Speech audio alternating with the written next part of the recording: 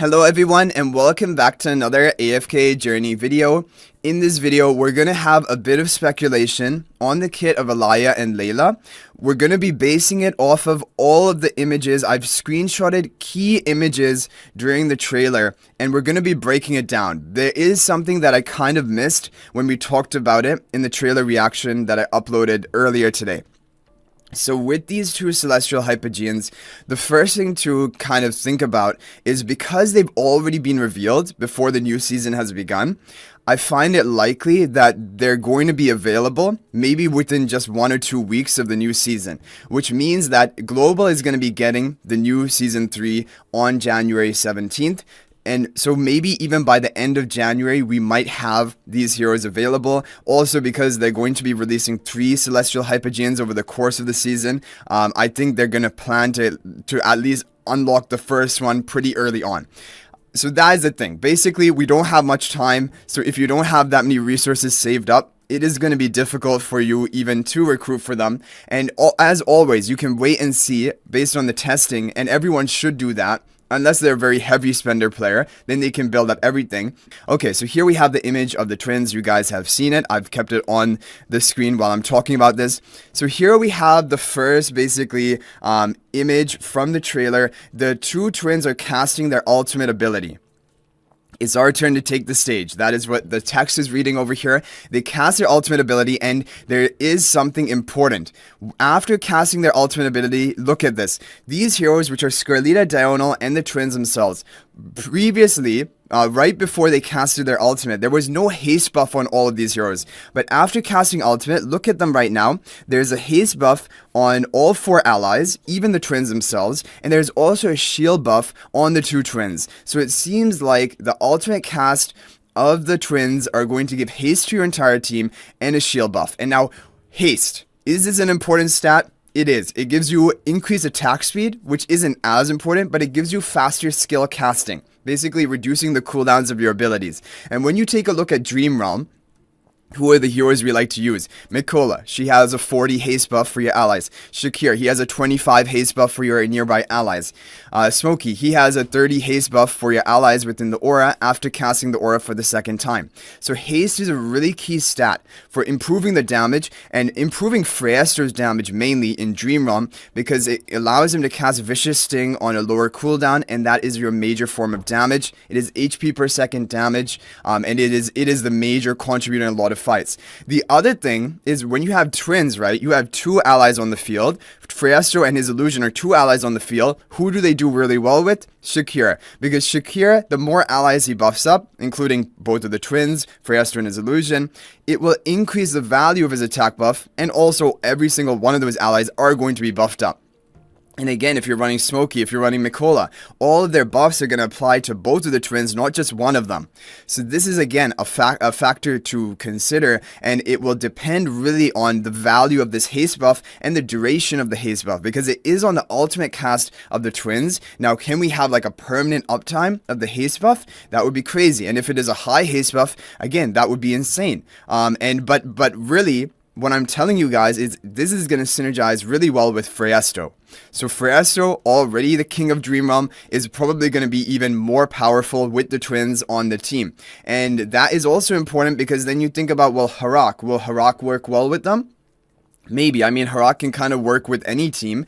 However, the thing is, when you have heroes which are really buffing up like a Freyaster team, usually then the Freyaster team without HARAK ends up doing better. Like even in some of the cons we've seen with Shakir getting massive buff value, then usually it's just better to run Shakir, Freyaster and not run HARAK because HARAK ends up devouring the Shakir. So this is one thing to consider. However, we don't know. Will HARAK devour one twin and then the other twin, just basically providing more value for HARAK? That is why Freyaster and his illusion are so good, because you can repeatedly devour them to feed up the HARAK, but we don't know about that. Okay, but the haste buff, this is really important. Okay, moving on to the next screenshot. We take a look here, we see that there's basically this chain link from one of the twins all the way to the other twins, passing through all of your other allies. That is what it seems, because this is passing through Diurnal, then Scarlita. And now what is happening here is the heroes, I think what happens is, so we have LAILAH, who is the blue-haired, and LAILAH, who is the pink-haired. Now, the blue-haired twin seems to be projecting out this yellow orb, which is now just about to collide with the pink-haired twin. And as it passes through your allies, it is going to give them energy. 75 energy you see is given to the Scarlita as that energy ball is passing through. And now LAILAH is using the green orb, projecting it all the way back to LAILAH, and every ally along the path is getting healed. Look at this 1,400 or 1.4 million health basically heal for the diamond. And it seems like a high heal from what they showed in the trailer. So this is amazing. Basically, the heroes, just from one of their abilities, are going to form this chain, and they're going to bounce these orbs back and forth, and the energy orb is going to give all of your allies 75 energy, and the green orb is going to give healing to all of your allies, which is amazing. And I mean, imagine maybe with skill power, you would get even a bigger boost from this effect. I mean, this is probably one of the primary skills of LAILAH and LAILAH. And then you could get maybe possibly even more energy. But energy is powerful. Now, the thing with energy, it isn't necessarily amazing in Dream Realm. Because when you think about it, like Freyasto, his ultimate is not his major source of damage. It is his Vicious Sting. However, when you think about like Shakir, maybe this energy could allow him to have permanent uptime of his ultimate. For the other heroes, it could give Smokey enough energy that he doesn't even need Resonating Spell in some teams and can still cast up to his blue aura. So there's a lot of basically potential with this combo. And now looking at the final one here, this is just another kind of look, but this is really interesting because look at this. The twins have full energy and they still have a haste buff, which means that the duration of the haste buff provided by their ultimate cast is probably long enough that they can just keep cycling it, because they're just about to cast their ultimate again, right? They have full energy, and everyone has the haste buff. So it can be kind of like a permanent uptime of haste buff. You have this healing from the green orb, energy from the yellow orb. Who knows what will happen with ultimate power and skill power. Like if you could increase the haste power with ultimate power, or haste buff with ultimate power, or increase the energy generation with skill power, this would be even crazier. So this is like really looking good. Like honestly, this is really selling me on the twins. But I think like I mentioned to you guys, there's a lot of synergy between the twins and Freyasto and Shakir. I feel like, looks like to me like the dream comps are all going to be somewhat related to that. And maybe HARAK will be phased out. Because when we take a look now at HARAK, okay, I'm going to now switch and we're going to take a look at some of the Dream Realm top teams right now. There are quite a few which are using HARAK, and also after the HARAK hotfix, it is only better for him.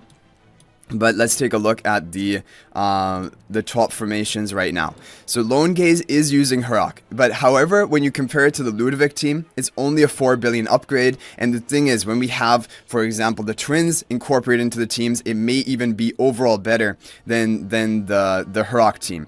And also, haste buff from the twins is going to be very good for Ludovic. Ludovic damage is based on his haste and how fast he can cast his skill 1, which has the HP per second damage. Keep looking down the line. Skyclops.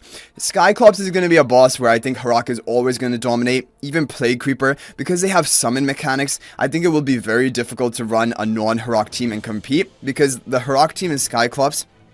He's so far above the other teams.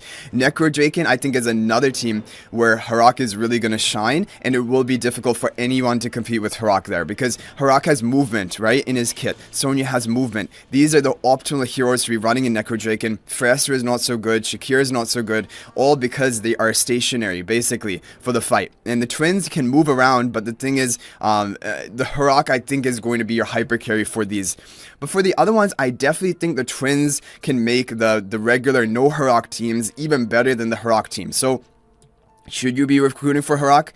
There are 3 bosses basically to think about: Necrodraken, Skyclops, and probably Plague Creeper. These are bosses, Dream Realm bosses, where HARAK is probably going to shine and be the best option. But for the other ones, I have a feeling that he is actually going to be not as good as just running twins, Shakir, Frester, and pretty much every team, Mikola, Smokey, things like that.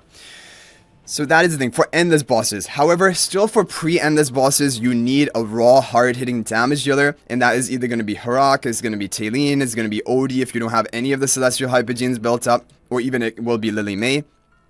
So, but I do think HARAK is going to be good in pre-endless. So, should you recruit for HARAK or should you save up for the twins? My opinion is that you should definitely save up for the twins and wait and see on their performance, because I do think they are going to be the must-have hero for this upcoming season. They just, in every way, they seem like the hero which you'll want on everyone's account, because they're gonna most likely improve your teams in Dream Realm, and also they're gonna be good in PvP. And those are the heroes you're really looking for, especially as a free-to-play player, about what to invest into. And that is like Freesto. Freesto is good in PvP. He's the king of Dream Realm. HARAK was that. HARAK, it kind of is that, but only if you have the luxury to recruit for HARAK. If for example, you haven't even begun working on HARAK, and you have like maybe 400 stellar crystals saved up, it is better to save and see how good the twins are going to be, because I have a strong feeling that the twins are really going to dominate in the other 5 Dream Realm Endless bosses, and even pre-Endless, they might be good. Now, one thing to keep in mind is there is no attack buff provided by the twins, right?